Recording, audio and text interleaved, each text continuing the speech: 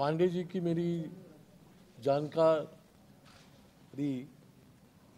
Reporter करके मैं उनका नाम सुना था, फिल्म वाला करके सुना नहीं था।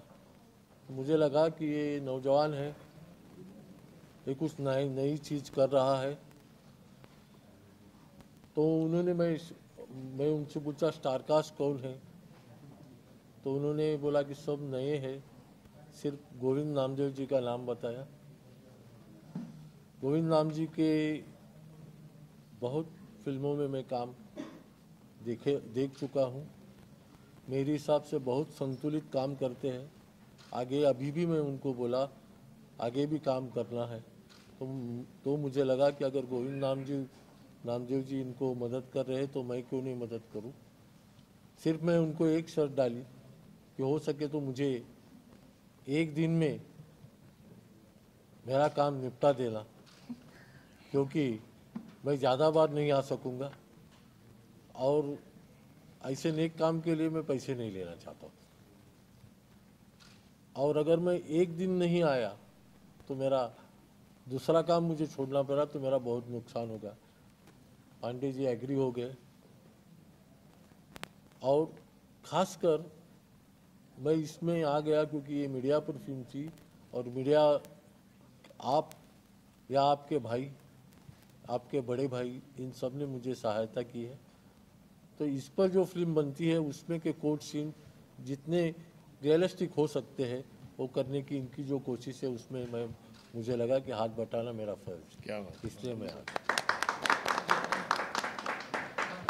जैसे तो आप पहले खुद एक जर्नलिस्ट हैं, फिर अभी आप डायरेक्टर और प्रोड्यूसर, तो आपका ये जर्नी कैसे रही और एक्सपीरियंस कैसे रही? मेरी जर्नलिस्ट में अभी भी हूँ। हाँ, तो अभी नेपाल आजकुच आया, मैं होके आया, तो मैं लाइफ टाइम रहूँगा। लेकिन ये फील्ड ऐसा है ना कि जो आप सोचते हो, जो करना चाहते हो, बहुत सारी चीज़ें जो आप न्यूज़ में, मीडिया में कभी नहीं कर सकते, तो एक फिल्म में कर सकते हो।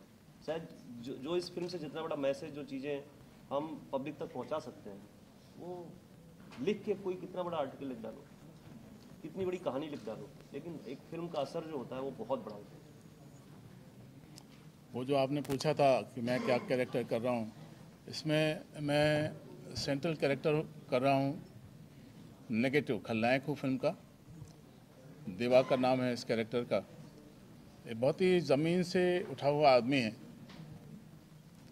पहले एमएलए बनता है, कोशिशें, पहले एक साधारण कार्यकर्ता होता है एक पार्टी का, फिर एमएलए बनता है। फिर जब वो अंदर की पॉलिटिक्स देखता है कि किस तरह से लोग पॉलिटिक्स में अपना कद बढ़ाते हैं, क्या क्या हथकंडे अपनाते हैं, वो सब ये देखता है, सीखता है और वो ही सारे हथकंडे अपना के वो चीफ मिनिस्टर बनता है। और चीफ मिनिस्टर पर बने रहने के लिए वो हर तरह तरीके को अपनाता है। साम दाम दंड भेद, किसका इस्तेमाल कैसे हो सकता है, किसी लड़की का इस्तेमाल कैसे हो सकता है, एक जर्नलिस्ट का इस्तेमाल कैसे हो सकता है, ये सारी चीज़, सारे हथकंडे अपनाते हुए वो अपनी जगह को बना के रखता है।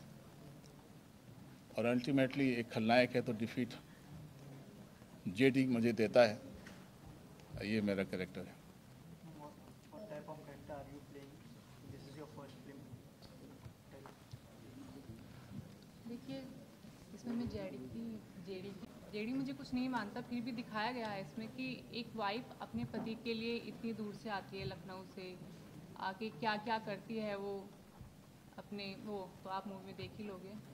तो पूरा बॉम्बे जैसे दिल्ली सब घूमना, एक स्ट्रगल टाइप। तो जस्ट अब आपसे जानना चाहूँगी, रियल लाइफ में कोई बड़ा चुनाव आता है, आपको जज के बोर्ड पे देना पड़ता है, जैसे सलमान खान का भी आया है, तो इस तरह कितना प्रेशर रहता है? देखो, जज पर तो प्रेशर तो हमेशा ही रहता है, लेकिन जज पर प्रेशर उसके सामने का आरोपी कौन है इस बात का कभी नहीं होता।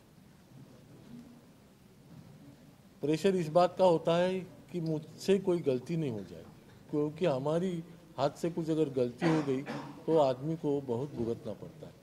ट्रायल कोर्ट का मामला एपेलेट कोर्ट में हाई कोर्ट में करेक्ट होने के लिए कभी 10 साल लगते, उससे भी ऊपर जाना लगा तो 15 साल 20 साल हो जाते। तो ये प्रेशर जज पे होता है।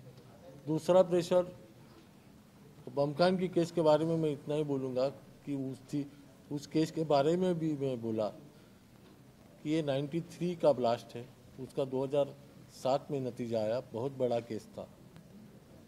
47 में हम लोगों को आज़ादी मिली, मुझे यही सवाल पूछा गया तो मैंने तभी बोला, वही आज मैं दोहराता हूँ कि ये सबसे बड़ी दुख भरी बात थी कि इस केस में जो आरोप थे वो देशद्रोह के जैसे थे। जो गुनाह किए थे वो इंडिया के खिलाफ गुनाह करने की उसमें साजिश थी, कोशिश थी। और दुख भरी बात ये थी कि ये सब गुनहगार एक केस में सब भारत के नागरिक थे। तो आज़ादी मिलने के बाद 50 साल के बाद, अभी तो गुनह तो होते रहते हैं, लेकिन 50 साल के बाद ऐसे गुनह को अपने भाइयों को सजा देना, अगर वो तो न्यायाधीश का फर्ज होता है, लेकिन ऐसे गुनहों के लिए सजा देना पड़ रहा है, इस बात का भारी दुख था। एक जान है, वैसा होना चाहिए, ये भी ये फिल्म में एक इम्प्लाइड मैसेज है।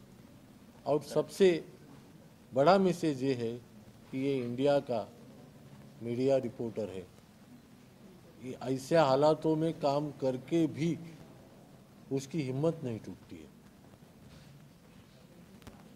आपसे मैं जानना चाहूँगा कि आप अपने पति को न्याय